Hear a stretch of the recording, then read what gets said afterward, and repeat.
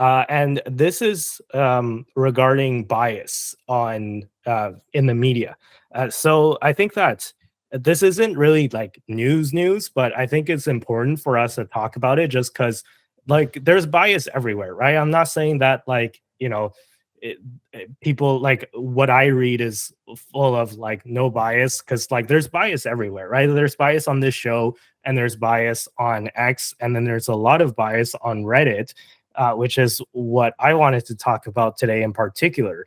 Now, I think it's important for us to really be mindful of bias because it's really easy for you to get stuck in an echo chamber, right? And when I go on Reddit, especially just subs that are not about like that are not clearly one way or the other, that kind of portray themselves as news or just about politics. So an example of this is r/Canada Politics, which is the biggest um, politics subreddit on Reddit.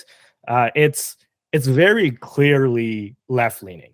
And again, I'm not trying to say this to be partisan. I'm just making an observation, right? So, for example, if somebody posts a story that's negative on Pierre Poilievre, who's the leader of the Conservative Party, all the comments are going to be negative on Pierre, right? And this is an example that I'm going to show you guys on the docket where somebody posted a negative article about Justin Trudeau, and all the comments are kind of, neutral uh, or slightly negative about Trudeau, but they're more negative about Pierre. So it all goes back to blaming Pierre, even if it's a negative article about Trudeau, right? So let me just read you some of the examples so that you guys know I'm not making this up, right? So the article is miserable young Canadians threaten to make Justin Trudeau feel their pain. So this is a story about the demographics of Canadian. Excuse me, the demographics of Canadian voters aged 30 to 44, which I guess is not the youngest demographic, right? Like I'm 28, so I'm not part of this demographic, but even people aged 30 to 44 still relatively young, right? They are favoring the Conservatives, Pierre Poilievre, over Trudeau's Liberals by a 20-point margin. So quite a lot. And then let me just read you some of the comments what people had to say about this article.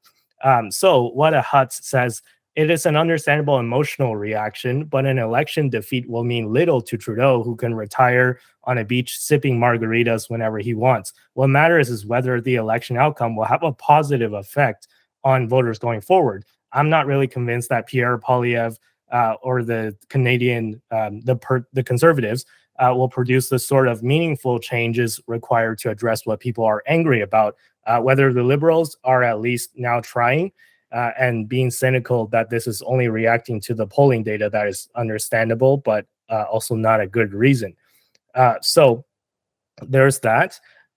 So the Liberals are trying, right? So he's trying to defend the Liberals, which, okay, it's an opinion that you could have. You're entitled to your own opinions, but yeah, anyways, the next one is Collidens, who says, as someone in this demographic, what I don't quite understand is why are people so angry at Justin Trudeau? Why are people so angry at Justin Trudeau? Okay.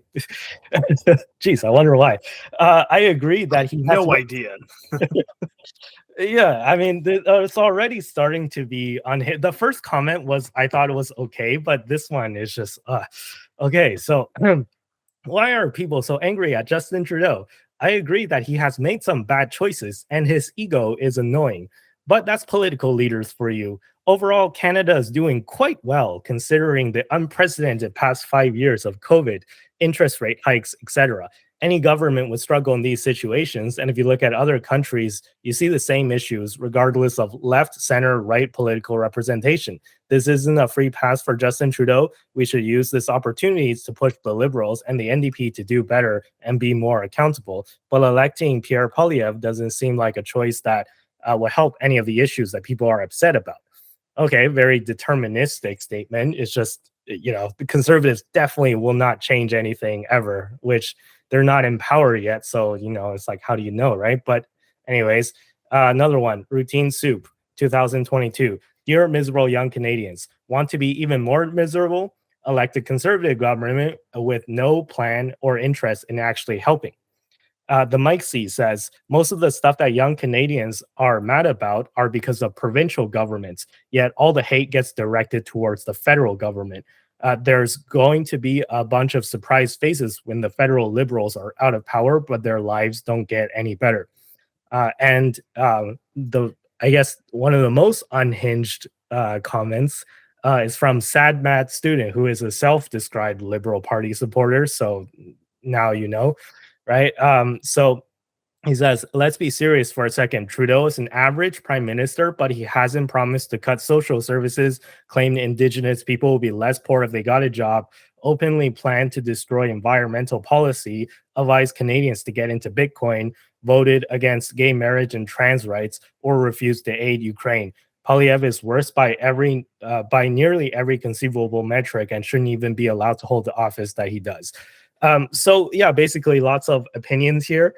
Some of them, most of them, pretty unhinged in my opinion. But I think you guys already kind of can get a sense of what I would respond to these. But I want to give you guys an opportunity to respond to any or all of these comments, and you guys can pick and choose. I know it's a lot, so we might not get time for everything, but yeah, take it away, guys.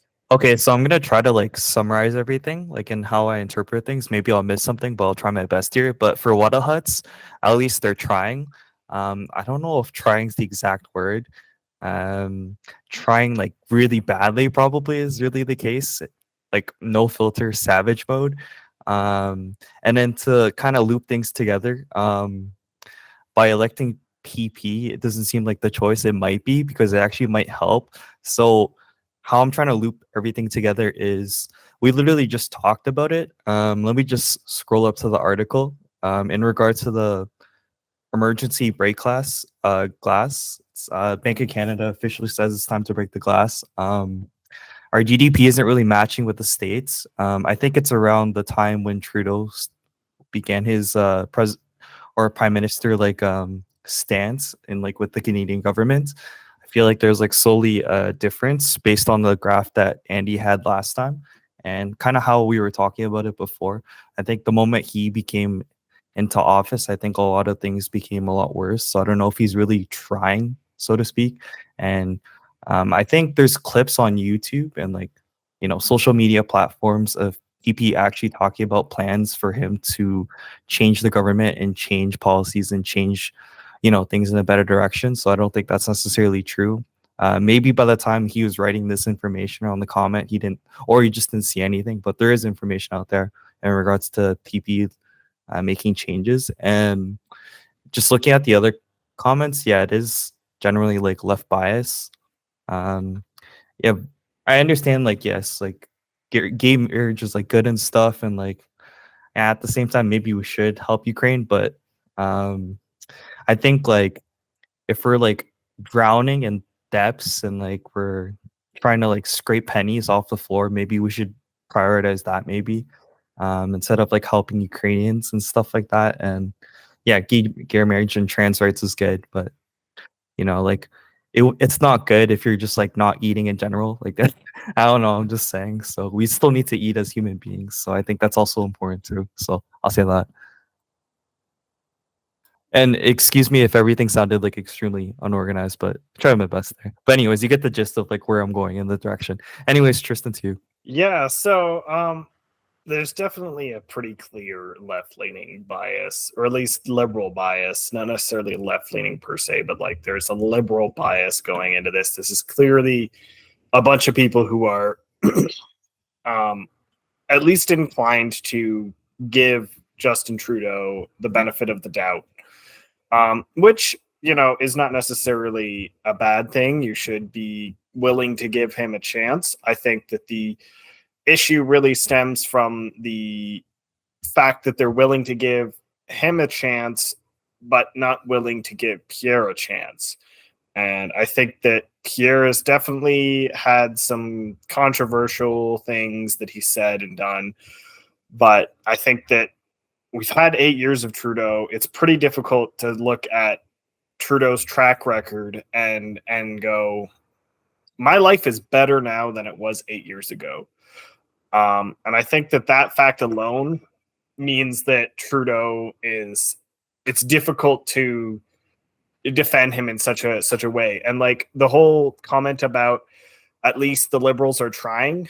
I don't want to be that guy, but trying doesn't really matter.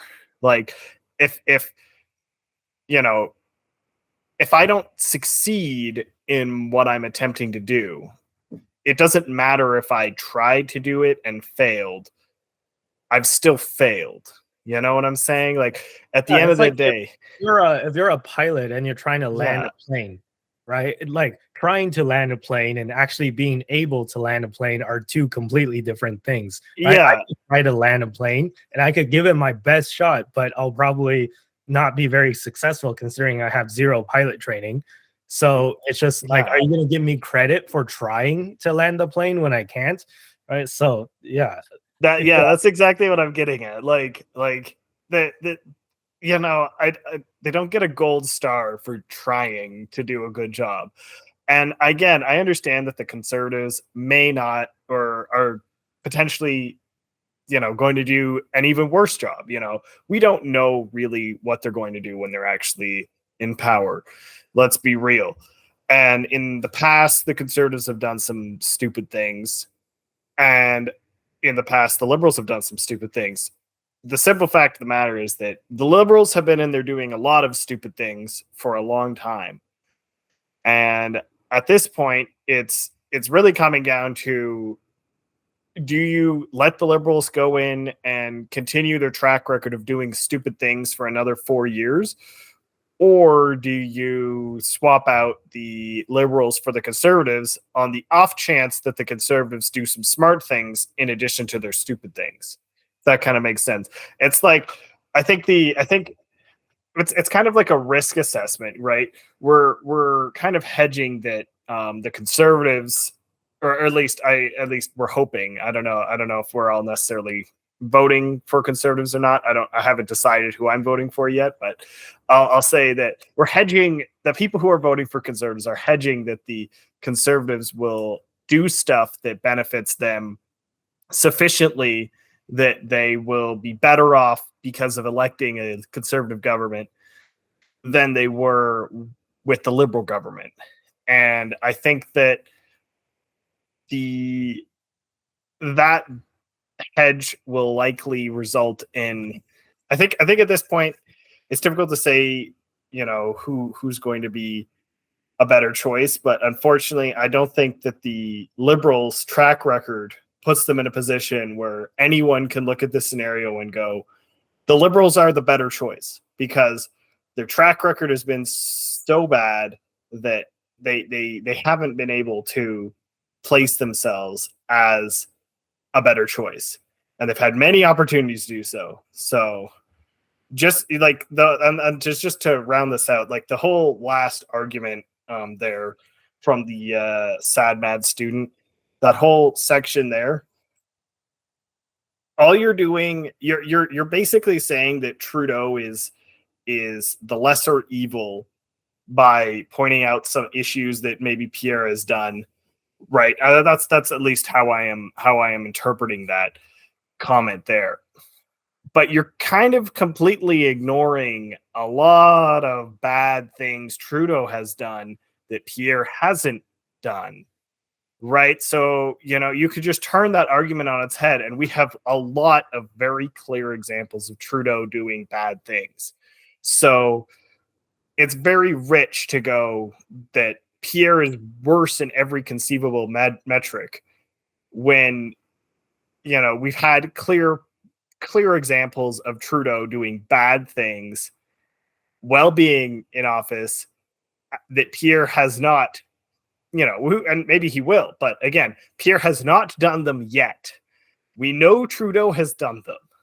So, you know, it's like, I don't really I think it's just somebody being hyper partisan, right? And to just elaborate on that, what Sad Matt Sudin said, basically, like, he brought up a bunch of social justice issues, and I'm not saying that social justice issues aren't important, but social justice doesn't put food on the table, right? It doesn't pay your rent.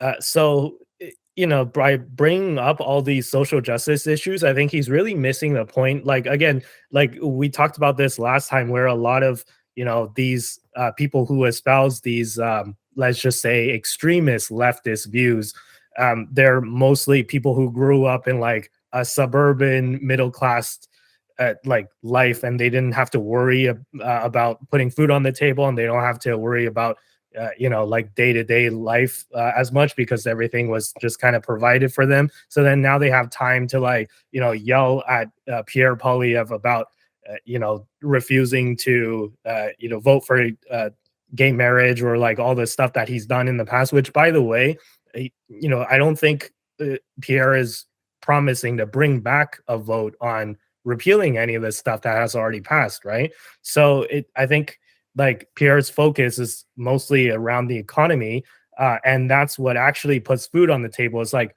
okay, like social justice issues are important, but what are you gonna do when you're starving, right?